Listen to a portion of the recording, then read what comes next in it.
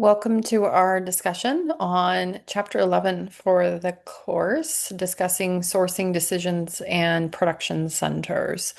So, in this chapter, we're going to be talking about everything related to sourcing for merchandise and the proximity related to sourcing practices and where production facilities might be located. So, let's go ahead and get started.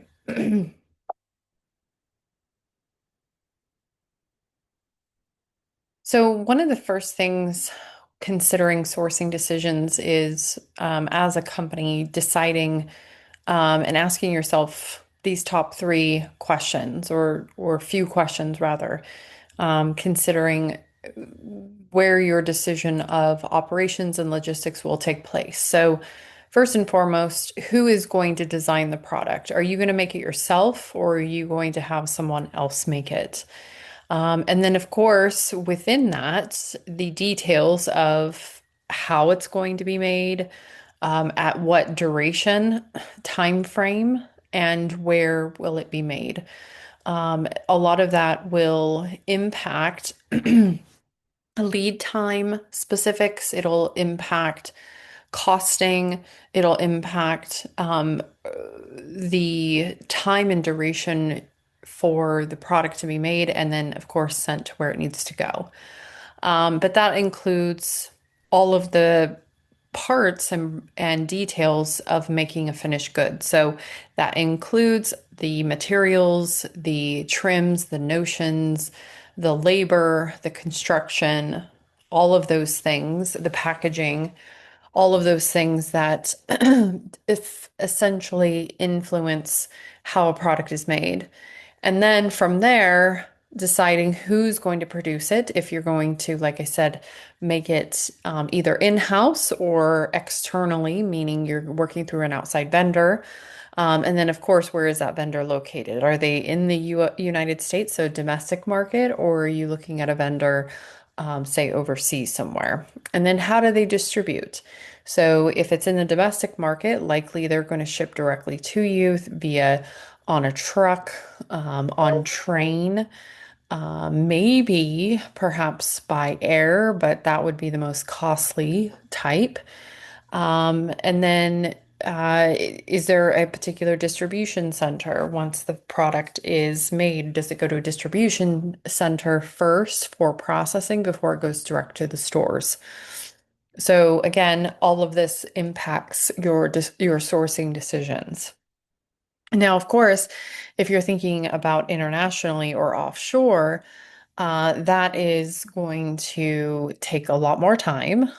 So thinking about how and where it's going to be distributed, likely it's going to be put onto a cargo ship, which is the most cost-effective way.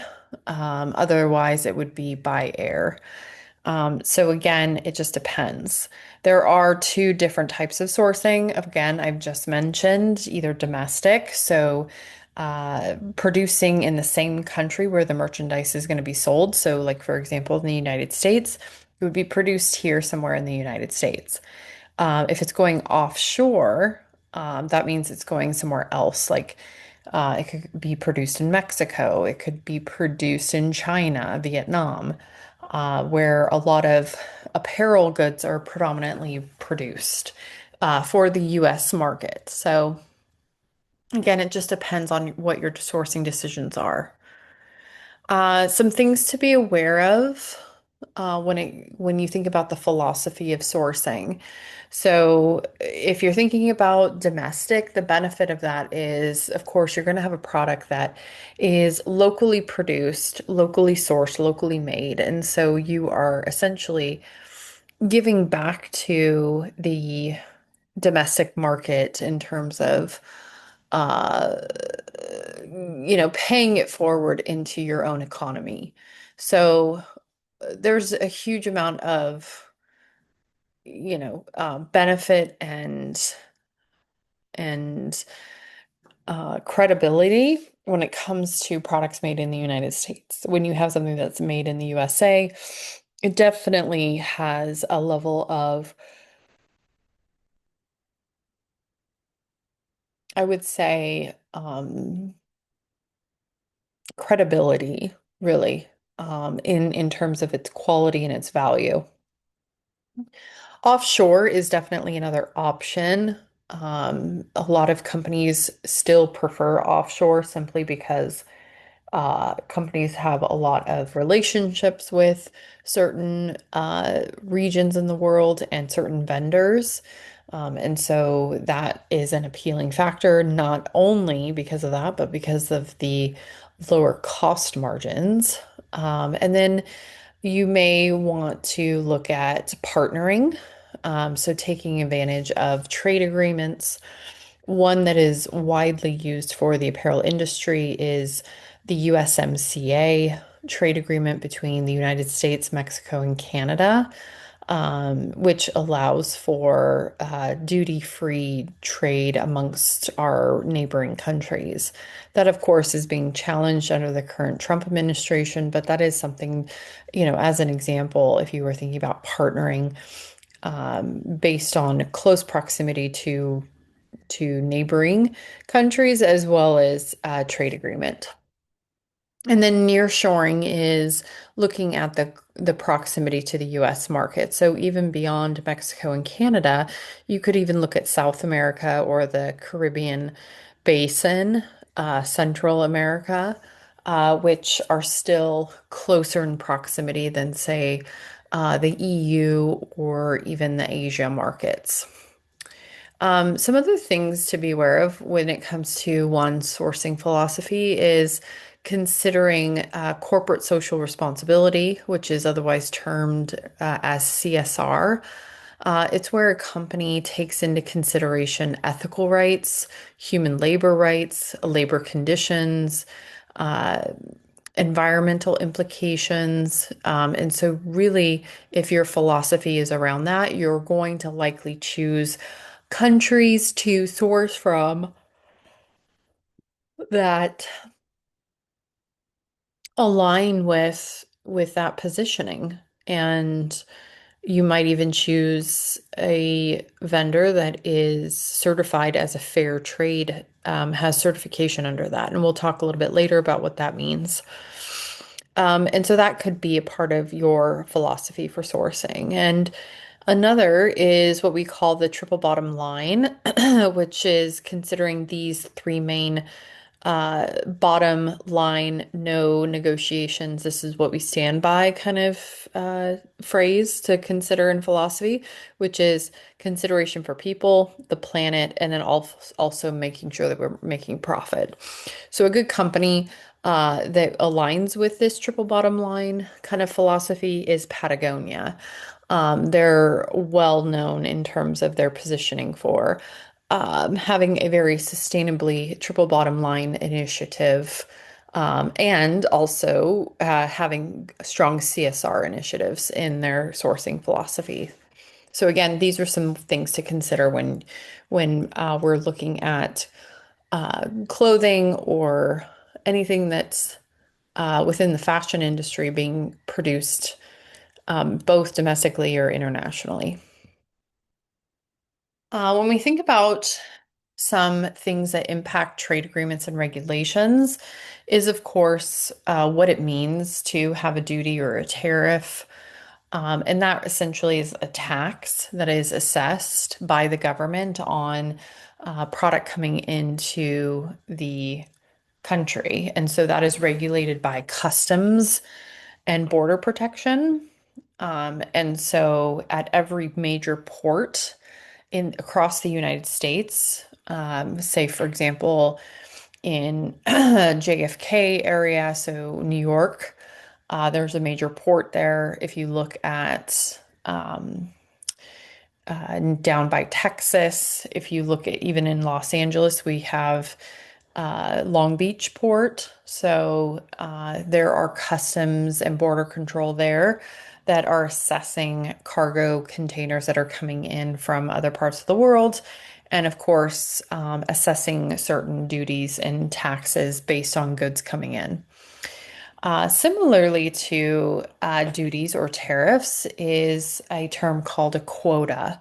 A quota is a going to be basically a stipulation on limitation of number of units, weight, size of particular categories when it comes to certain products. So that is something to be aware of. Take, for example, clothing. Clothing will have a certain quota based on maybe perhaps the number of units or the weight of clothing because as you're putting and packaging it into boxes, it can become quite heavy. So that can be a limitation, but also could be assessed with an additional duty based on the weight of it. So that is something to be aware of. Then we also look at country of origin. This is stipulated on the required label of every garment that is produced and sold in the United States. And that is the last step where there was any sort of meaningful value added to the product where it took place. That becomes the country of origin of where what you put on that tag. So that is something to be aware of. And then finally, we're constantly seeing the influx of government intervention. More recently, under the Trump administration, we have ongoing tariff, you know, negotiations and tariff wars and things like that that impact trade. So that would be something that might impede the decision of you sourcing, say, from China versus Vietnam. So that's something to be aware of. And then also the intervention from that government locally. So they are also looking to protect based on certain labor and tax laws that you might have to abide by, their minimum wage requirements, anything that might impact their pollution or water pollution in their country. Different countries have different regulations. And so when you are looking to source, that could, increase the cost per unit on a particular item. So that's something to be aware of as well. When we think about sourcing options, there are two main types based on the service that you're looking for. So, contractor will either be CMT, which stands for cut, make, and trim. Essentially, the company will provide the tech pack, production patterns, fabrics, and trims. And the contractor essentially will do exactly just the cut, make, and trim, which is the labor and the supplies. So that is one type. The other is what we call full package, where the contractor provides everything, full service. So that includes design, pre-production, trim, supplies, labor, even packaging sometimes. So that's, a different route to go. Obviously, going to be more costly, but it just depends on the level of control that you want to have when it comes to sourcing a product outside of your own company. And then, some companies do really well by kind of owning everything under their name. And so we call that being vertically integrated. So that essentially the company not only owns the brand, but they own the manufacturing, they own the distribution, they own the retail stores. So they're completely vertically integrated. There's a lot of benefit to that because you can have greater level of control. But at the same time, it is a much bigger investment, a huge amount of overhead, which could become more costly. So when we think about the different steps in global sourcing, so considering going, internationally, offshoring, there are 6 steps that your book discusses. The first being understanding what your company philosophy is, right? So again, kind of going back to what we talked about in the first slide, and deciding from your philosophy, how will you select your factories? How will you go about selecting them? What sort of minimum standards are you looking for based on, what they provide? Then, deciding the design, of the line itself, the fabric and production needs. So that can kind of help in assessing who to go after. And then from there, identifying sourcing options for materials and production. And here, this is where you begin to extend your research into deciding, are you going to go with a full package or a CMT type of contractor?